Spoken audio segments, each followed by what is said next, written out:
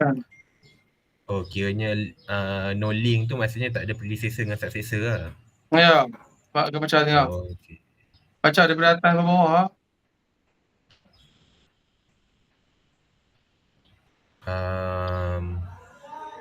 Summaritas ni dia kira jumlah duration, cost dan tarikh.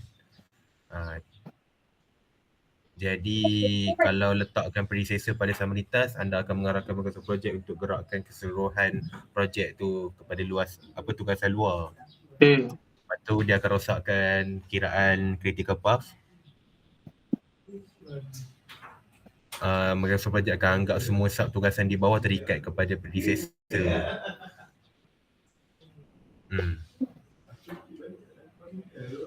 Dia akan hasilkan constraint macam tu lah.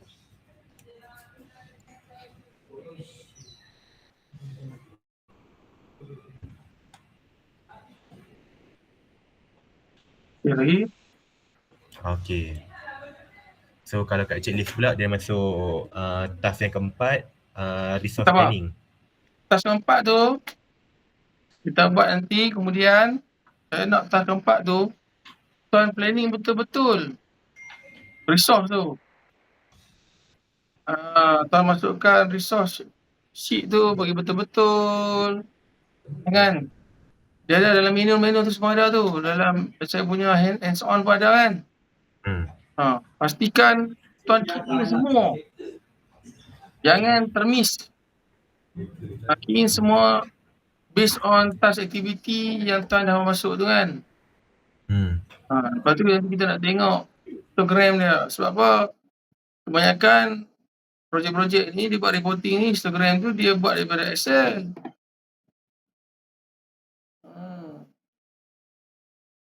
Kita tak mahu lah buat daripada Excel kan. Kita nak dia centralized. Kita nak projek kita ni dia update by centralized, iaitu menggunakan pengurusan projek. Saya akan follow video tuan itu. Lepas tu nak bagi dapat jatuh finish date tu 1 bulan 6 tu. Lepas tu duk adjust bila saya tukar dia punya predecessor tu, dia macam tak gerak tarikh finish tu.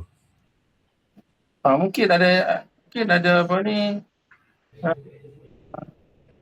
Kau tengok persen complete tengok. Persen complete column tengok. Persen complete. Bukan persen complete.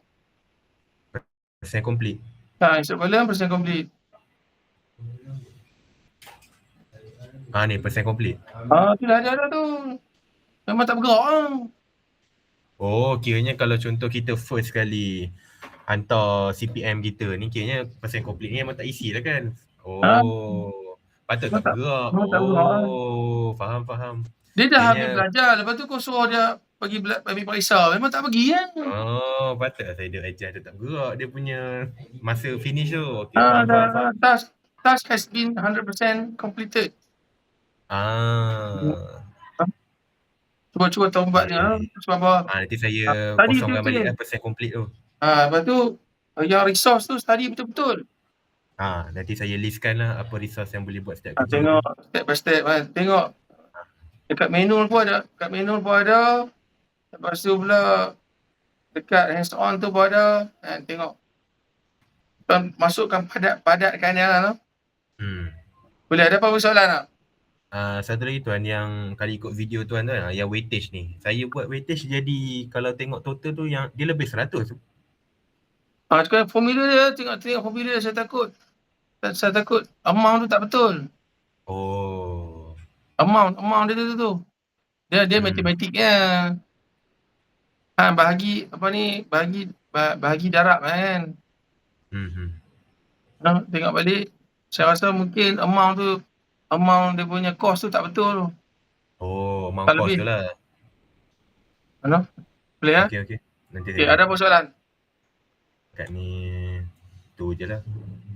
Okay, baik, tak apa. Kalau macam tu, tuan fokus yang tu, lepas tu dah standby, dah ready nanti, baru ni. Sebab apa? Saya akan bagi peluang dekat tuan untuk refresh balik. Daripada checklist 1 tu sampai 3 tu. Resource apa? Checklist nombor 4 kan? Risau cek 5 nombor 4. Refresh balik. Kita tak mau lah kan tanpa refresh kan.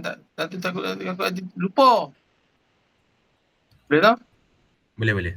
Okay, baik-baik. Kalau apa-apa, apa ni, keep in touch, ha? Boleh. Baik. Assalamualaikum. Okey, salam. Terima kasih Bye. Wan.